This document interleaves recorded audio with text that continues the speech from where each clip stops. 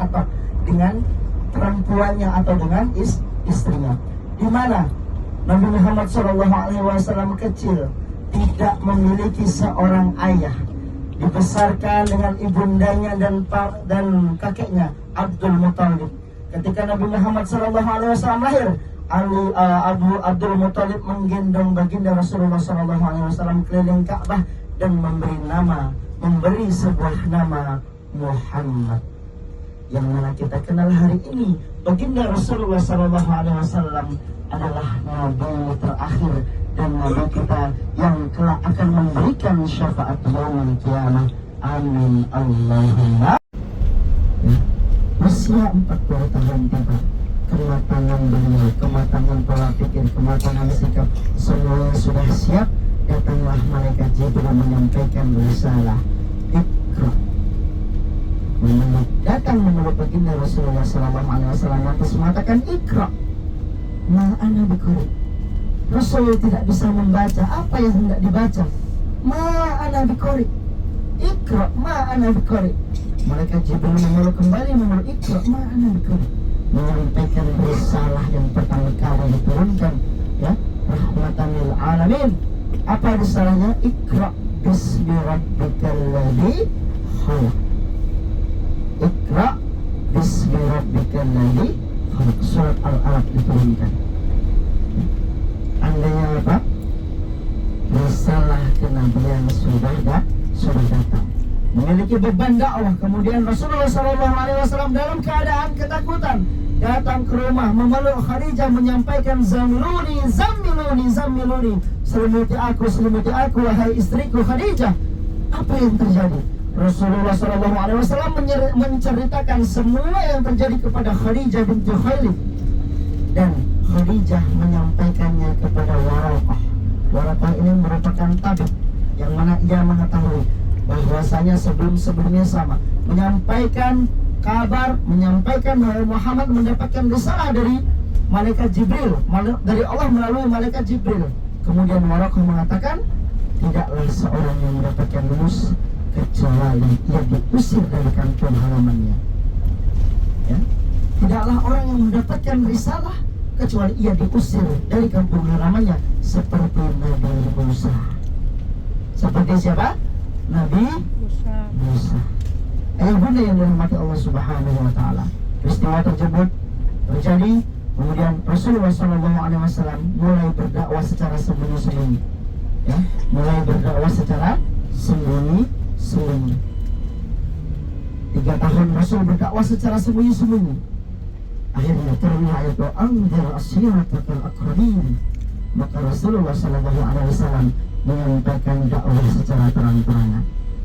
Nah, hari ini destinasi pertama kita adalah Jabal Thur, di mana di sini terdapat suatu peristiwa. Jabal artinya gunung, Thur artinya lembah.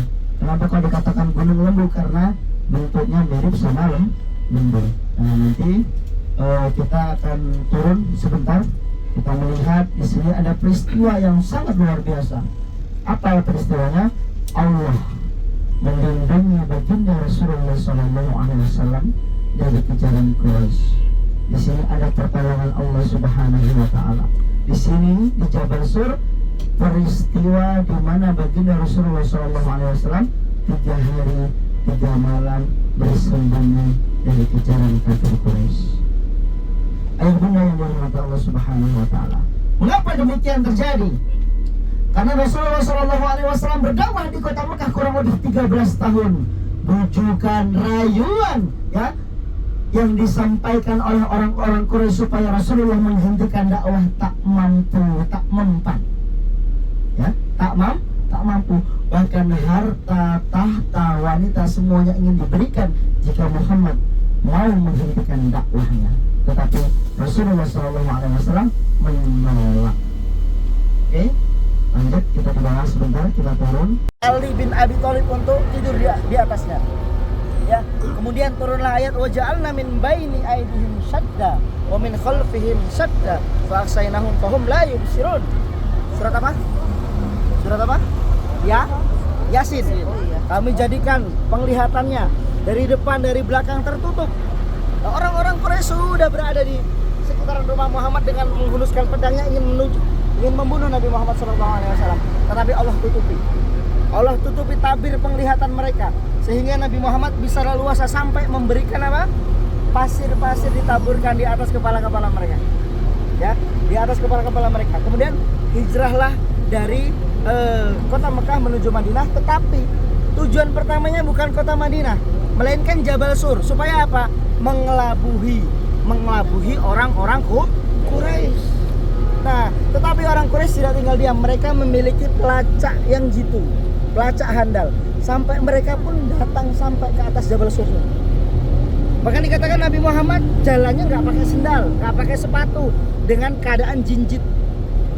Keadaan jinjit. Bisa dibayangkan, bebatuan yang keras, bebatuan yang cadas. Ya, Rasulullah SAW menghindari kejaran kafir Quraisy. Nah, di situ ada beberapa tokoh. Jadi memang strategi dakwah beliau itu luar biasa. Yang pertama ada Asma binti Abi Bakrin. Ya, siapa namanya? Asma binti Abi Bakrin. Yang kedua adalah Abdullah bin Abu Bakar. Abdullah bin Abi Bakrin. Yang ketiga Amir bin Fuhairah. Siapa? Amir bin Fuhairah. Masing-masing memiliki peran. Yang keempat Abdullah bin Uraiqid. Siapa? Abdullah bin Uraiqid. Yang kelima Abu Bakar As-Siddiq. Yang keenam baginda Rasulullah SAW. Asma binti Abi Bakrin misinya apa? Perannya apa? Membawa makanan dari kota Mekah ke atas. Masya Allah. Asma binti Abi Bakrin. Abdullah bin Abu Bakar tugasnya apa? Tugasnya menyampaikan kabar Quraisy. Quraisy ini dia masih bergejolak atau sudah padam. Kemudian Amir bin Fuhairah tugasnya, jadi Abdullah bin Abu Bakar itu naiknya sore, turunnya pagi. Kemudian Amr bin Abi Bakrin naiknya pagi, menghapus jejaknya Abdullah bin Abu Bakar. Menghapus jejaknya dengan mengembala domba. Dan domba itu susunya diperah, kemudian untuk minum baginda Rasulullah SAW. Nah, ketika Abdullah naik, ya, Amir pulang, dihapus lagi jejaknya. Nah, ini cerdas ya, strategi yang cerdas. Kemudian dakwah, bagaimana Rasul bisa membawa onta ke Madinah? Nah, Abdullah bin Uraiqid tugasnya membawa onta tunggangan dan menunjukkan jalan ke kota Madinah. Nah, semua strategi sudah diatur. Orang-orang Quraisy sampai datang ke atas, kemudian menyaksikan di situ ada pertolongan Allah Subhanahu wa taala. Apa pertolongannya? Di situ ada sarang laba-laba. Yang sarang laba-laba itu menutupi mulut goa dan burung merpati, sehingga mereka ragu, nggak mungkin di dalamnya ada orang. Ada laba-laba soalnya Terselamatkan. Di mana tempatnya? Tempatnya di gua Jabal Sur. Di atas itu, paling atas itu ada goa. Itu ya kelihatan tuh ya, yang di pas punduknya. Itu ada gua bernama Gua Sur. Nah, kita napak tilas di sini supaya kita mengetahui perjuangan Rasulullah SAW dan semoga bisa menambah kecintaan dan keimanan kita kepada beliau. Amin. Barakallahu fikum. Assalamualaikum warahmatullahi wabarakatuh. Salam.